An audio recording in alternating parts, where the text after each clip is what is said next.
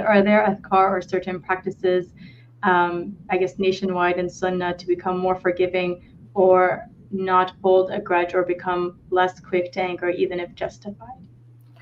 I mean, in a moment of anger, in the moment, it would be good to just disengage, like so that you don't act out in a way that's in a way that you regret.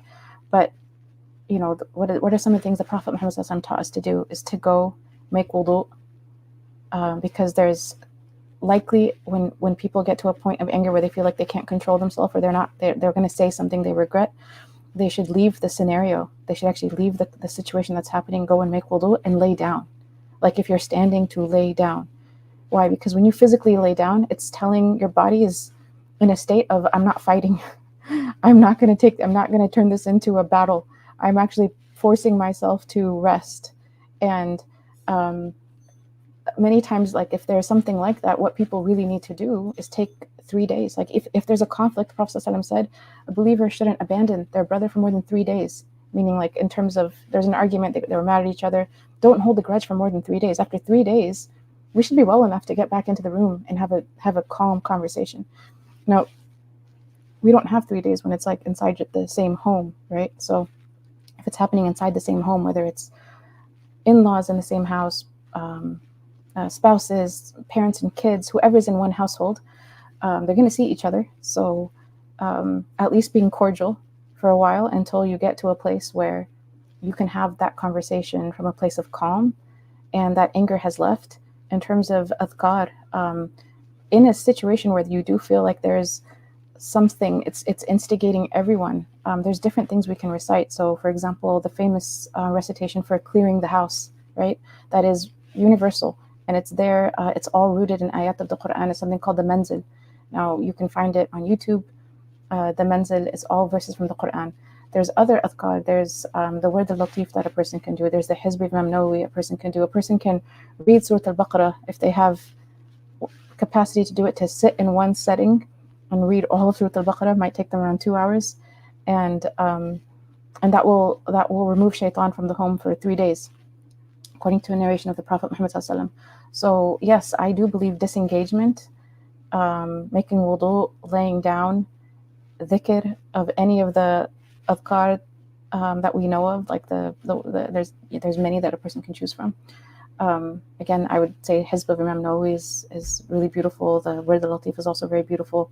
The Manzil is very good for the home. You feel it brings something to your home when you recite it, and often a person feels very, very, very different after that, and maybe from that point they can behave in a way that they're not going to regret afterwards. But even if a person, I should say, even if a person does act in a way that they regret, if it's something that they said, like, we need to be able to come back together in the room and have a conversation about it, right? We have to be able to say it, like, to get to a place of calm and get to a place of internal strength, self-control, where we don't put the nafs first.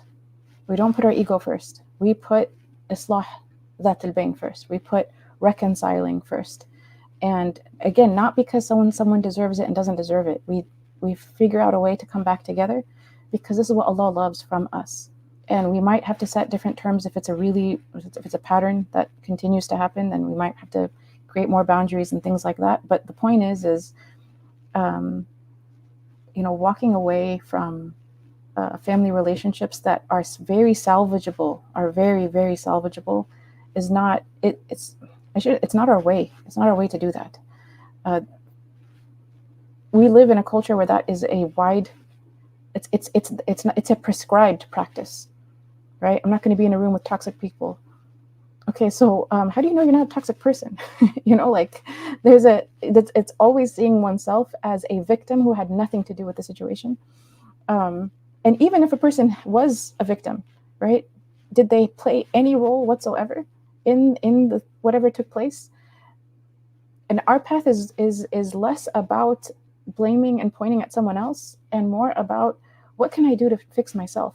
Like, in front of Allah, what am I accountable for? What did I do wrong? And how do I clear my own account with God? Again, what the Prophet Muhammad ﷺ said, as long as you, Ya Allah, as long as you, Ya Allah, are not angry with me, then I don't care. right? So if in front of Allah we feel that, you know what, we've had ihsan with them and we are being good to them and we don't have any shortcoming whatsoever, right? That's very different than no, I also I had a role in this entire affair and I need to own up to the part of this affair that I had a role in. And not just because it's going to make the other side per se feel better, even though that is good, but also because like my ultimate goal is God, and in front of God I need to have I need my relationship with him to be clear. So I need to go back to this person and apologize for whatever part I had. And we should make apology easier as a culture. We should make apology a lot easier than we do. I would actually say that Western American culture makes apologizing a lot easier than most Eastern cultures. I don't know, we'll say anything but I'm sorry. We'll say I was in a bad mood. We'll say all kinds of things, but for some reason, just the words, I'm sorry, I messed up, didn't want it to be that way, forgive me, and let's try to move on. Like for some reason, these 4 words or even one sentence, it's a mountain because it's a mountain in our nafs. All right, and it's not so hard to say it. And even we're not. All ihsan is to say it in the best way, but from our tradition, even if we get it out in not the best way, right, the other side is actually supposed to receive it. And if someone says it to us, it's not the way we wanted it, but they still said it, they still got it out. It's good for us to actually embrace that and receive them that way. Jazakumullah khairan, Shaykha Muslema. Maybe just to end the session, Sister Arish said, can you provide a list of psychological therapy services which are integrated with Islam? I know you named them, just to rename them, and maybe Sister Rahma can type them in the chat for people to look up. So Khalil Center is something I've heard wonderful things about from people who have gone there for help repeatedly. And they are, alhamdulillah, they're accessible all over. There's also Meristan is another one that I have heard of. There's one that I recently heard of. I mean, I don't have a memorized list, but I have, there's just different practitioners also. I should say Forward to Health is another one. And it has 3 or 4 different practitioners there. I believe Cambridge Islamic College might have some kind of program. I'm not sure, but I do know they have the Islamic psychology graduate certificate. And so there are people who are coming out of that program, alhamdulillah, who are receiving that education there. And I think there's one, let me just look it up real quick. There's one I just recently heard about that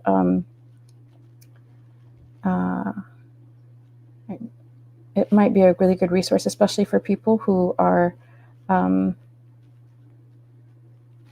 it's called URAD Psychological Counseling, OURAD, and it's called Online Culturally Sensitive Therapy. It's also supervised by one of the heavyweights in Islamic psychology in America, Dr. Omar Mahmoud.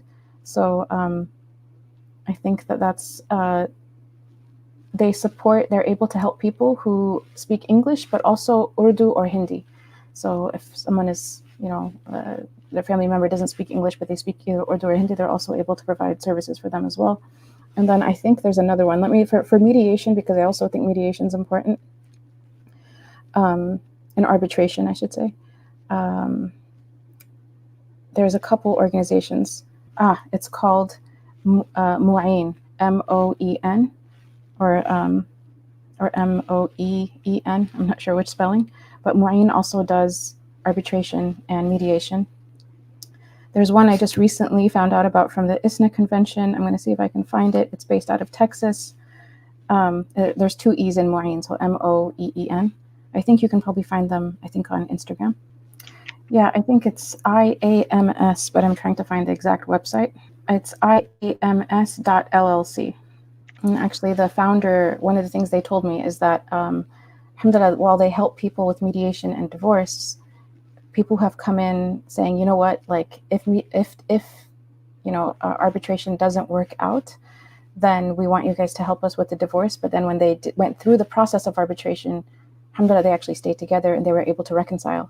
which is always, if and when possible, but they help them to set those boundaries and set terms and set conditions and create a system that both sides could then walk away from and help to save a family and a marriage.